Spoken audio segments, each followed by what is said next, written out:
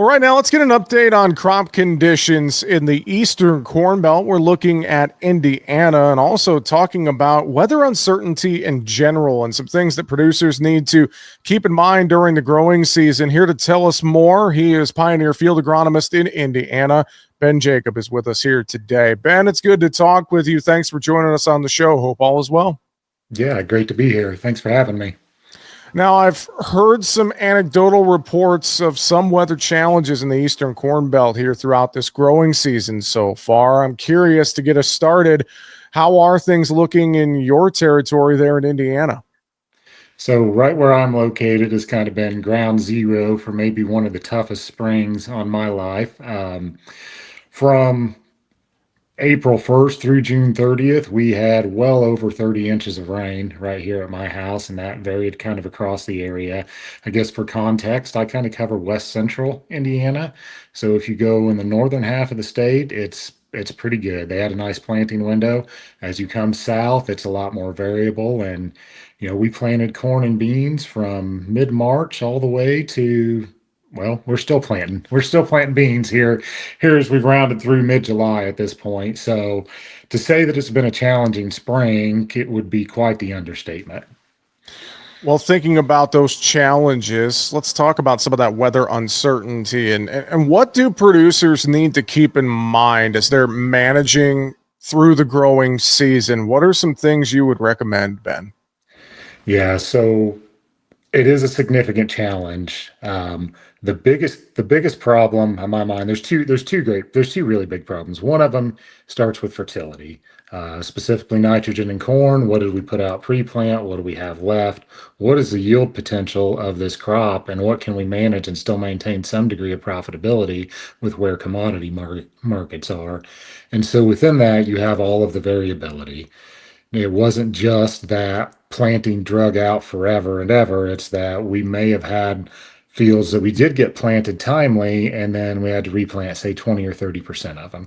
So obviously that crop's at a different stage, right? The other thing to consider within all that, and still in the fertility and the yield potential piece, is our root growth is largely pretty poor around the area.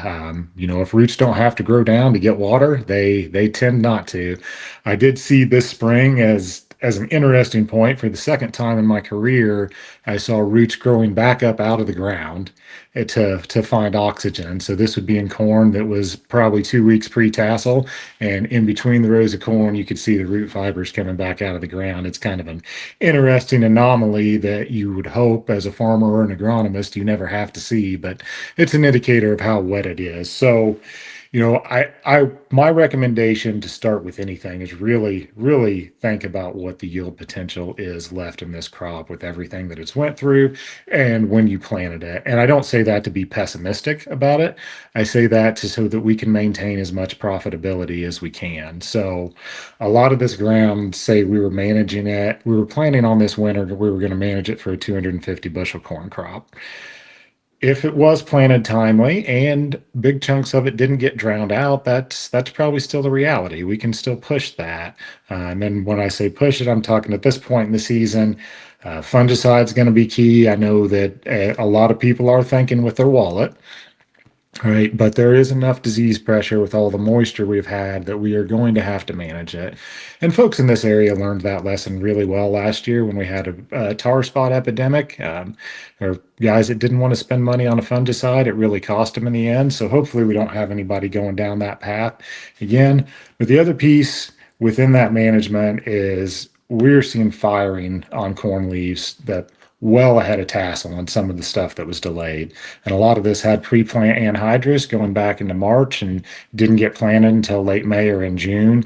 Now, there is still a lot of yield potential in that crop, but we still have probably 40% or more of the nitrogen to uptake. And if it's already firing, that means it's not where it needs it. Right. So that could be a function of those limited roots that we talked about, but it's also probably a function of nitrogen loss. So I would really look at those fields hard and prioritize where you want to spend your money with this crop as a whole. Not every acre is going to need to be continued to manage intensely, but there are still some fields with really good yield potential. And I think when we look at what's going to pay our bills this year, it's going to be managing where that yield potential is at.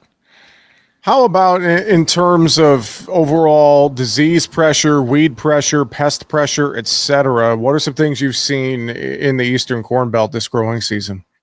Yeah, overall pest pressure has been surprisingly light this year with all the moisture we've had, but we've had heat to keep the crop moving quite a bit. A little bit of black cutworm early, not nothing that was a huge concern.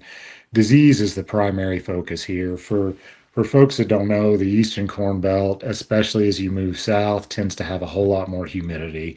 And with that, we see a big spike in fungal disease pressure. As you go west, that might not be the same without the humidity. So the big diseases that we see in and out, northern corn leaf bite, gray leaf spot, and we have tar spot here. I say those are the big diseases in corn because they overwinter. Our primary concern in soybeans is frog eye.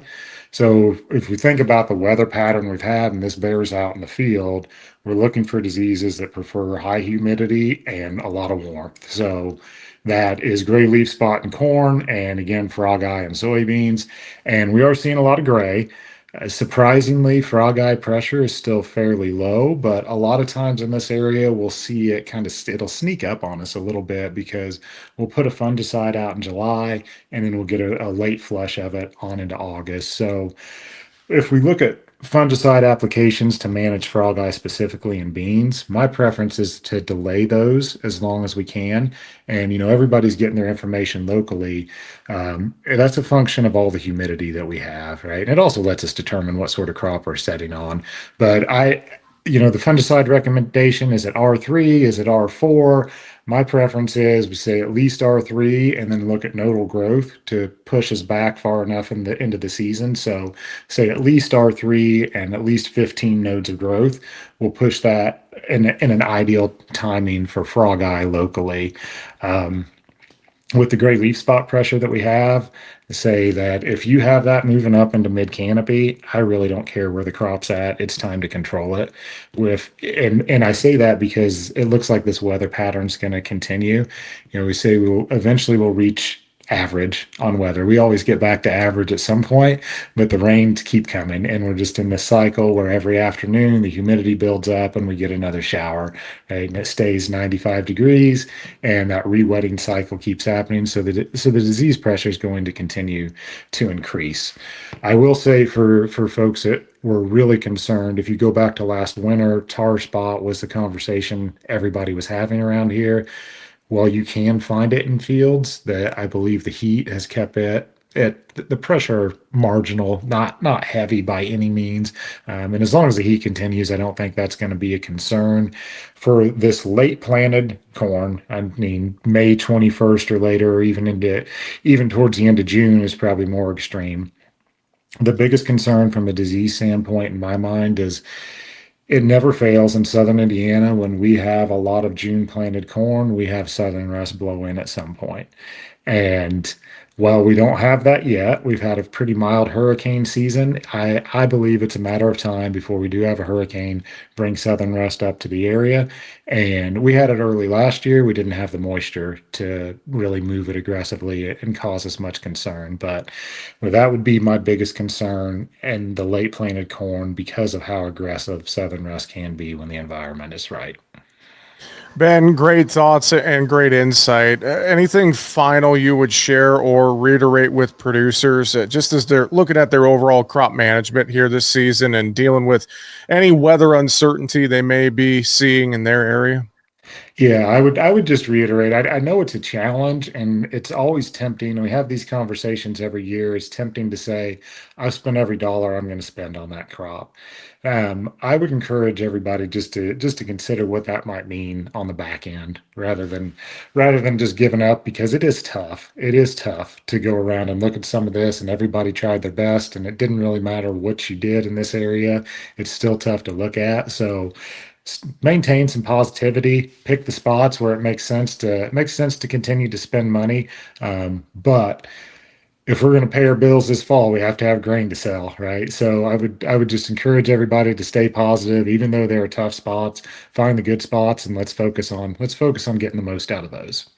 Couldn't agree more. And I know if folks have questions, they can reach out to a Pioneer field agronomist such as yourself, or go online to the Pioneer website, reach out to their local representative. A lot of ways to get some information and get some advice and much more, right, Ben?